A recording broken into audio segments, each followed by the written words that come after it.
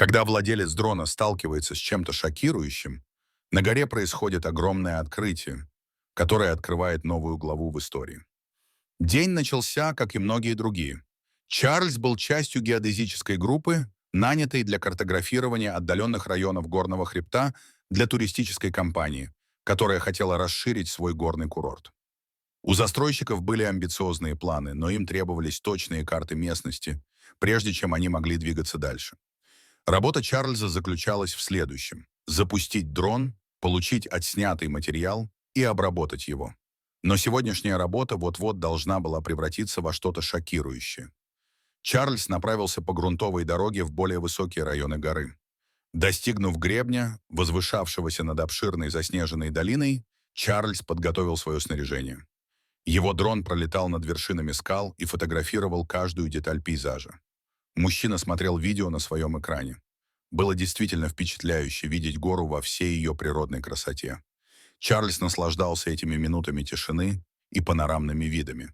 Но в какой-то момент что-то в этом районе показалось ему странным.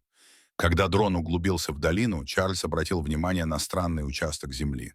Казалось, он был покрыт чем-то, что пилот не мог различить. Сначала он подумал, что это мусор, возможно, старая походная утварь или останки туриста. Но по мере приближения формы становились все более определенными. Присмотревшись, у Чарльза перехватило дыхание. То, что он увидел, было чем-то жутким. Множество человеческих фигур, разбросанных по поляне, лежащих в разных положениях. Единственное, что пришло ему в голову, что они выглядели как манекены. Но почему они были на горе и почему их было так много? Разум Чарльза зашевелился. Манекены были в натуральную величину и пугающе реалистичны, но видеть их сложенными в таком отдаленном месте было странно. Некоторые частично были засыпаны землей или снегом, а некоторые сломаны с неестественно вывернутыми конечностями. Видение было загадочным, и Чарльз почувствовал страх. Он почувствовал прилив адреналина, когда его дрон опустился над манекенами, а его камера запечатлела каждую деталь. Он не хотел упустить ни одной детали, потому что знал, что никто не поверит ему в то, что он видит. Он увеличил масштаб, пытаясь разглядеть, есть ли какие-либо закономерности в том, как они были расположены. Но манекены были просто разбросаны там, но их большое количество делало сцену преднамеренной. Чарльз вернул дрон на место. Его сердце все еще быстро билось, когда он просматривал отснятый материал, чтобы увидеть, не упустил ли он что-нибудь. Его разум искал объяснений. Это может быть жуткая художественная инсталляция, шутка группы любителей острых ощущений или что-то более мрачное. Но кто смог бы поднять столько манекенов на гору? Это казалось слишком тяжелой и практически невозможной работой, учитывая удаленность этого места. Его интуиция подсказывала ему, что об этом стоит сообщить, но без какого-либо контекста это, вероятно, было бы отклонено, как не более чем странное совпадение. Несомненно, застройщики хотели бы сохранить это в секрете и избавиться от них как можно скорее, поскольку они не хотели, чтобы что-либо мешало строительству комплекса. Но Чарльз не мог избавиться от ощущения, что в манекенах было что-то большее, что нужно было раскрыть. В этот момент он принял решение. Он решил сам провести дальнейшее расследование. Он снова запустил дрон, на этот раз решив расширить свой поиск, отправив беспилотник выше, чтобы получить более широкий обзор долины. Манекены были достаточно впечатляющими, но инстинкт Чарльза подсказывал ему, что есть что-то еще. И он был прав. Когда дрон поднялся, над вершинами появилось какое-то строение. Чуть дальше поляны. На склоне горы стояло здание в плохом состоянии, но явно защищенное от непогоды. С высоты птичьего полета это выглядело как старая забытая хижина, что было не слишком странно. Хотя могло показаться, что гора была огромным неизведанным местом, Чарльз знал, что это неправда. Странным было то, что крыша хижины была обрушена, окна разбиты, и не было никаких признаков недавней активности, но дорога, ведущая к ней, была на удивление ухоженной. Чарльз попытался мыслить логически. Не исключено, что сильный снегопад мог нанести ущерб, особенно если здание было старым. Но это, конечно, было странно, учитывая, что манекены тоже были рядом. Чарльз приблизил беспилотник к зданию, но сначала не увидел ничего необычного. Изображение с камеры показывало остатки старого оборудования, ржавые инструменты, изношенные от непогоды ящики и куски металла, которые наводили на мысль, что кто-то жил или работал в хижине давным-давно. Но когда Чарльз заметил дверь хижины, он был удивлен, увидев, что она не вписывается в остальную часть здания. Она была большой, ржавой и частично засыпанной снегом и мусором. Одна мысль пришла в голову Чарльзу. Кто-то использовал это отдаленное место в качестве скрытого склада или мастерской. Манекены и заброшенное здание, безусловно, указывали на что-то в этом роде. Но это по-прежнему не давало ответа на вопрос, почему кто-то выбрал такое отдаленное место и для чего ему понадобились манекены. Но ничто не подготовило его к тому, с чем он столкнется дальше. Не в силах оторваться от того, что он видел, Чарльз решил облететь на дроне заднюю часть хижины, надеясь получить более четкое представление об окрестностях и посмотреть, есть ли еще какие-нибудь подсказки о том, что могло произойти. На горе. Датчики беспилотника обнаружили металлический отблеск, частично скрытый камнями. Увеличив масштаб, Чарльз понял, что это не просто отражение. Это был вход, замаскированный на склоне горы. Узкая металлическая дверь, почти такая же, как и в хижине, была встроена в скалистую стену, скрытая от невооруженного взгляда. Тот, кто это сделал, очевидно, не хотел, чтобы ее было легко найти. Но почему? Что кто-то пытался скрыть здесь, наверху? У Чарльза учащенно забился пульс, когда он начал задаваться этим вопросом. Любопытство переросло в решимость. Вернув свой дрон, Чарльз собрал свое снаряжение и направился вниз. Его разум был полон вопросов. Что бы это ни было, это казалось опасным, но в то же время открытием всей жизни. Вернувшись на базу, Чарльз еще раз проанализировал снимки с дрона. Каждая деталь, от тревожной груды манекенов до потайного входа, указывала на то, что там скрывается что-то тайное.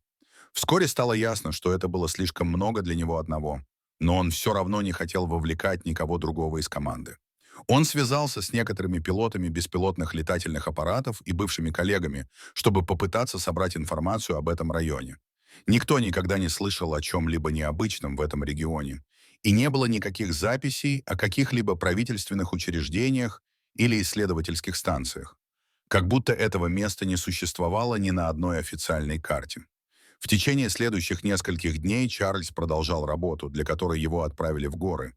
Но он не мог избавиться от желания вернуться и исследовать то место. Что-то тянуло его к той потайной двери. Однако все это время, проведенное в одиночестве в горах, дало ему достаточно времени, чтобы подумать и составить план. Он связался с туристической компанией, поделился с ними отснятым материалом с беспилотника, за исключением манекенов, и убедил их исследовать этот район вместе с ним. Сначала они сопротивлялись, больше беспокоясь о сроках реализации проекта, чем о таинственных открытиях, но в конце концов согласились отправить команду на место. Чарльз не мог точно сказать, почему он спрятал от них манекены, но, возможно, это был слишком странный шаг, который отпугнул бы многих людей. Возможно, ответы на вопросы о манекенах были в хижине. Когда несколько дней спустя они достигли горы, Чарльз повел небольшую группу к этому месту. Потайная дверь была такой, какой он ее нашел, скрытой и нетронутой. С некоторым усилием они открыли ее, открыв узкий туннель, спускающийся в гору. Воздух внутри был холодным и спертым, а проход был облицован бетоном, явно искусственным.